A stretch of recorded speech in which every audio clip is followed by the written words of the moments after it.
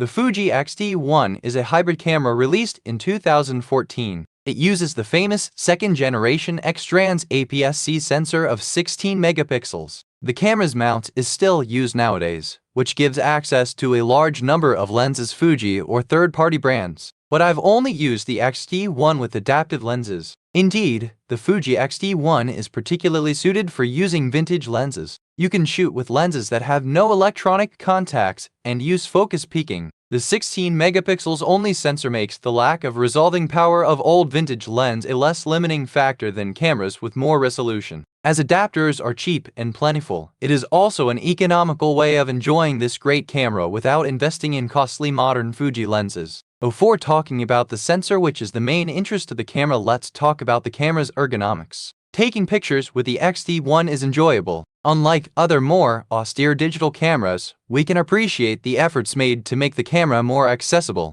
For example, we can easily change the rendering of the JPEG by using presets inspired by old analog films, such as black and white, Velvia, and others. The camera takes inspiration from the ergonomics of the analog reflex of the 60s to 80s. This applies to its shape, but also for the dedicated shutter speed selector. I prefer this configuration to the modular design of other digital cameras where we map specific functions to each selector. Even if shaped like an old-school manual focusing SLR, the X-T1 doesn't share its simplicity. Indeed, as the X-T1 is also meant to be used for serious photography, it has to offer advanced settings. There are a lot of buttons and menus, tons of features that I never care about. I remember spending hours thinking about how to make focus peaking work after accidentally disabling it. Tip: turn the little selector on the front of the camera to M. Now let's come to the reason this camera is still interesting 12 years after its release. The sensor. The sensor made by Fujifilm is clearly the main interest of the camera.